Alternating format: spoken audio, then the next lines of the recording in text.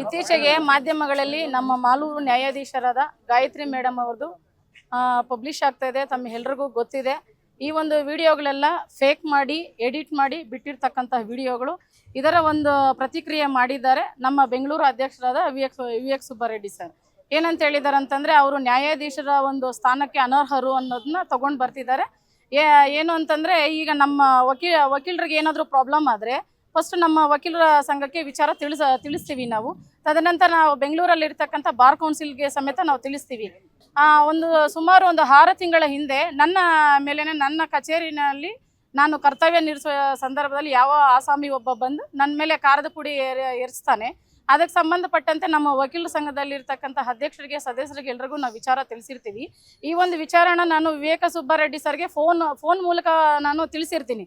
Sir, ಹಿಂಗೆ ಮಾಡಿದ್ದಾರೆ sir, ನಮ್ಮ ಮಾಲೂರಲ್ಲಿ ಯಾರೋ ಒಂದು ಇದು ಮಾಡಿ ಅಂತ.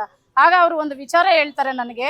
ಏನಂತಂತಂದರೆ, ನೀವು ಬಂದ್ಬಿಟ್ಟು ಈಗ FIR ಆಗಿದೆಯಲ್ವ, ಅದನ್ನ ನಾನು ಬಿ ರಿಪೋರ್ಟ್ ಮಾಡಿಸ್ತೀನಿ ಅಂತ ಹೇಳ್ತಾರೆ. ಬಿ ರಿಪೋರ್ಟ್ ಮಾಡಿಸಿದ್ರೆ ಪ್ರಾಬ್ಲಮ್ ಸಾಲ್ವ್ ಆಗೋಲ್ಲ. ಯಾಕೆಂತಂದರೆ, ಒಬ್ಬ ಅಧ್ಯಕ್ಷ ಸ್ಥಾನದಲ್ಲಿರ್ತಕ್ಕಂಥ ವ್ಯಕ್ತಿ ಏನು ಮಾಡಬೇಕು ಅದನ್ನೇ ಮಾಡಬೇಕಾಗುತ್ತೆ. ಈಗ ಅವರ ಯಾವ ರೀತಿ ಹೃದಯ ರೋಗ ಮತ್ತು ಹೃದಯ ಶಸ್ತ್ರಚಿಕಿತ್ಸೆ, ವ್ಯಾಸ್ಕುಲರ್ ಶಸ್ತ್ರಚಿಕಿತ್ಸೆ, ಸಮಗ್ರ ಹೃದಯ ಆರೈಕೆ ಸೇವೆಗಳಿಗಾಗಿ ನಿಮ್ಮ ವಿಶ್ವಾಸಾರ್ಹ RL Jalappa Narayana heart centre, STUMC campus, Tamaka, Kolar. 180030090309. ಸಾಮಾನ್ಯರಿಗೆ ಪರವಾಗಿ ನಾನು ನಿಂತಿದ್ದೀನಿ ಅಂತ ಬರ್ತಿದ್ದಾರಲ್ಲ. ಈಗ ಯಾಕೆ ವಕೀಲರಿಗೆ ಏನಾದರೂ ತೊಂದರೆ ಆದಾಗ ಯಾಕೆ ಬರಲಿಲ್ಲ ಅವರು? ರಾಜ್ಯದಲ್ಲಿ ಇರ್ತಕ್ಕಂಥ ಒಂದು ವಕೀಲ ಸಂಘದ ಅಧ್ಯಕ್ಷರೇ ಅಲ್ವಾ ಅವರು? ಮತ್ತೆ ಇನ್ನೊಂದು ಏನಂತಂದ್ರೆ, ನಮ್ಮ ಮಾಲೂರು ಅಧ್ಯಕ್ಷರ ಮೇಲೆ ಸಮೇತ ಒಂದು FIR ಫೈಲ್ ಆಗುತ್ತೆ. ಅದ್ರ ಮೇಲೆ ಯಾಕೆ ಪ್ರತಿಕ್ರಿಯೆ ಮಾಡಲಿಲ್ಲ ಅವರು? ಈಗ ಒಬ್ಬ ನ್ಯಾಯಾಧೀಶರ ಮೇಲೆ ಏನೋ ಜನಸಾಮಾನ್ಯರಿಗೆ ಆಗೋಗ್ಬಿಟ್ಟಿದೆ ಅಂತ ಬರ್ತಾ ಇರಬೇಕಾದ್ರೆ ನಾವು ಅವ್ರಿಗೆ ಹಾಕತ್ತ ಓಟ್ಗಳನ್ನ ನಾವು ಪ್ರೆಸೆಂಟ್ ಮಾಡೋಕ್ಕಂಥ ವಕೀಲರಲ್ವ ನಾವು? ರಾಜ್ಯದಲ್ಲಿ ಏನೇ ಒಂದು ಬಾರ್ ಕೌನ್ಸಿಲಲ್ಲಿ ಚುನಾವಣೆ ನಡೀಲಿ, ಇನ್ನೊಂದು ನಡೀಲಿ, ನಮ್ಮ ಒಂದು ಓಟ್ನ ತಗೊಂತಾರಲ್ಲ ಅವರು. ಆ ಥರ ಇರಲಿ, ನಮಗೆ ರಕ್ಷಣೆ ಕೊಡಲ್ಲ ಅಂತ ಹೇಳಿದ್ಮೇಲೆ ಈಗ ಜನಸಾಮಾನ್ಯರಿಗೆ ನಾವು ಕೊಡ್ತೀವಿ ಅಂತ ಅದನ್ನ ಬರ್ತಾ ಇದ್ದಾನಲ್ವ ಇವಾಗ. ಅವಾಗ ನ್ಯಾಯಾಧೀಶರನ್ನ ಅಮಾನತ್ ಮಾಡೋದಕ್ಕೆ ಇವ್ರು ಯಾರು ಅಲ್ವಾ? ನಮ್ಮದೇ ಆದಂಥ ಒಂದು ಸಂಘ ಇದೆ, ಮಾಲೂರದ ಸಂಘ ಇದೆ. ನಮ್ಮ ಸಂಘದ ಕಡೆಯಿಂದ ಅವ್ರಿಗೆ ಏನಾದರೂ ನಾವು ಕೊಟ್ಟಿದ್ದೀವ? ಯಾವುದೇ ಒಂದು ಲೆಟ್ರ್ ಏನಾದರೂ ನಾವು ಕೊಟ್ಟಿದ್ದೀವ? ಈ ಥರ ನಮ್ಮ ನ್ಯಾಯಾಧೀಶರು ನಮಗೆ ತೊಂದರೆ ಕೊಡ್ತಾ ಇದ್ದಾರೆ, ಈ ಥರ ಪಬ್ಲಿಕ್ ಏನಾದರೂ ನಮಗೆ ಕೊಟ್ಟಿದ್ದಾರೆ ಅಂತ ಹೇಳ್ಬಿಟ್ಟು ನೀವು ಕೊಡಿ ಅಂತ ಹೇಳ್ಬಿಟ್ಟು ನಾವು ಯಾವುದಾದ್ರೂ ಸೂಚನೆ ಕೊಟ್ಟಿದ್ದೀವ? ನಾವು ಯಾವುದೇ ಸೂಚನೆ ಕೊಟ್ಟಿಲ್ಲ, ಯಾವುದೇ ಒಂದು ಆದೇಶನೂ ನಾವು ಹೊರಡಿಸ್ಲಿಲ್ಲ. ಅವರೇ ಸ್ವಇಚ್ಛೆಯಿಂದನೇ ಏನೋ ಉದ್ದೇಶಪೂರ್ವಕವಾಗಿ ನ್ಯಾಯಾಧೀಶರ ಮೇಲೆ ಗೋಪ್ಯತೆಗಳನ್ನ ಮಾಡಬೇಕು ಅಂತ ಹೇಳ್ಬಿಟ್ಟು ಮಾಡ್ತಾ ಇರ್ತಕ್ಕಂಥದ್ದು. ಇನ್ನೊಂದೇನಪ್ಪ ಅಂತಂದ್ರೆ, ಯಾರೋ ಒಬ್ರು ಸಂಧ್ಯಾ ಅಂತ ಹೇಳ್ಬಿಟ್ಟು ಪೋಸ್ಟ್ ಮಾಡಿದ್ದಾರೆ ಫೇಸ್ಬುಕ್ ಅಲ್ಲಿ. ಆಕೆಗೆ ಏನು ಗೊತ್ತಿದೆ ನ್ಯಾಯಾಧೀಶರು ಅಂತಂದ್ರೆ? ಇತ್ತೀಚೆಗಷ್ಟೇ ಆಕೆ ಜೈಲಿಗೆ ಹೋಗಿ ಬಂದಿರತಕ್ಕಂಥದ್ದು. ಯಾವುದೋ ಒಂದು ಆರೋಪಿಗಳವರು ಅಪರಾಧ ಮಾಡಿಬಿಟ್ಟು ಆ ಜೈಲುಗಳಲ್ಲಿ ಇರ್ತಕ್ಕಂಥ ಬಂದವರಿಗೆ ನ್ಯಾಯಾಂಗದ ಬಗ್ಗೆ ಏನು ಗೊತ್ತಿದೆ ಅವ್ರಿಗೆ? ಈಗ ಎಲ್ಲರೂ ಹೇಳ್ತಾ ಇದ್ದಾರೆ ಜನಸಾಮಾನ್ಯರಿಗೆ ತೊಂದರೆ ಆಗಿದೆ, ಜನಸಾಮಾನ್ಯರಿಗೆ ತೊಂದರೆ ಆಗ್ತಾ ಇದೆ.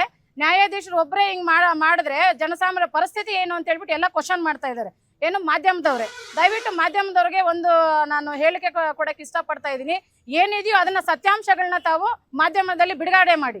ಏನು ಎಡಿಟ್ಗಳು ಮಾಡಿರ್ತಾರೆ, ಇನ್ನೊಂದು ಮಾಡಿರ್ತಾರೆ, ಅದನ್ನೆಲ್ಲ ಬಿಡುಗಡೆ ಮಾಡಕ್ಕೆ ಹೋಗ್ಬೇಡಿ. ಯಾಕಂದ್ರೆ ಅವ್ರಿಗೆ ಆದಂಥ ಒಂದು ಕುಟುಂಬ ಇದೆ, ಒಂದು ಆತ್ಮ ಗೌರವಗಳಿದೆ. ಅದರಲ್ಲಿ ಇನ್ನೊಂದು ಏನಪ್ಪ ಅಂದ್ರೆ, ಅವ್ರ ಮಹಿಳೆ ಕೂಡ.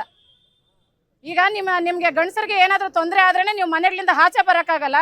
ಒಬ್ಬ ಮಹಿಳೆ ನ್ಯಾಯಾಧೀಶರಿಗಾಗಿ ಈ ಥರ ಎಲ್ಲ ನೀವು ಗೋಪ್ಯತೆಗಳು ಮಾಡಿಕೊಂಡು ನಿಮ್ಮ ಫೇಸ್ಬುಕ್ಗಳಲ್ಲಿ, ನಿಮ್ಮ ಐಡಿಗಳಲ್ಲಿ, ಇನ್ಸ್ಟಾಗ್ರಾಮ್ಗಳಲ್ಲಿ, ನಿಮ್ಮ ಮಾಧ್ಯಮಗಳಲ್ಲಿ ಬಿಡುಗಡೆ ಮಾಡ್ತಾ ಇದ್ರಲ್ಲ, ಇದು ಎಷ್ಟು ಸರಿ? ಎಷ್ಟು ಮಟ್ಟಕ್ಕೆ ಸರಿ? ನೀವು ನ್ಯಾಯಾಧೀಶರ ಮೇಲೆನೇ ಈ ಥರ ಮಾಡ್ತಾ ಇದ್ರೆ ನಾಳೆ ಎಲ್ಲಿ ಬಂದು ನೀವು ನ್ಯಾಯ ಕೇಳೋಕ್ಕಾಗುತ್ತೆ? ವಕೀಲರ ಮೇಲೆ ದೌರ್ಜನ್ಯಗಳಾಗುತ್ತೆ, ಕೇಳಬಾರ್ದು. ಈಗ ನ್ಯಾಯಾಧೀಶರ ಮೇಲೆ ದೌರ್ಜನ್ಯ ಮಾಡ್ತೀರಾ, ಕೇಳಬಾರ್ದು.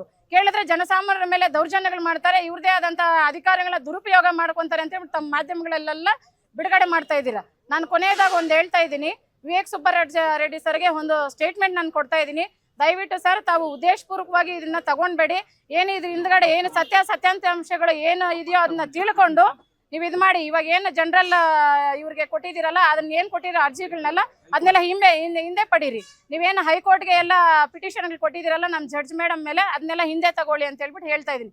ತಾವೇನಾದ್ರೂ ಇದನ್ನ ಹಿಂದೆ ತಗೊಂಡಿಲ್ಲ ಅಂತ ಹೇಳಿದ್ರೆ ನಮ್ಮ ಮಾಲೂರು ವಕೀಲ ಸಂಘದಿಂದ ಉಗ್ರ ಹೋರಾಟಗಳನ್ನ ನಾವು ಮೇಡಮ್ ಪರವಾಗಿ ನಾವು ಮಾಡ್ತೇವೆ ಅಂತ ಹೇಳ್ಬಿಟ್ಟು ತಮ್ಮ ಈ ಮೂಲಕಲ್ಲಿ ನಾನು ತಿಳಿಸ್ಕೊಡ್ತಾ ಇದ್ದೀನಿ. ಈಗ ಒಂದು ಪ್ರಕರಣ ನಡೆದಿದೆ, 138 ಕೇಸ್ ನಡೆದಿದೆ.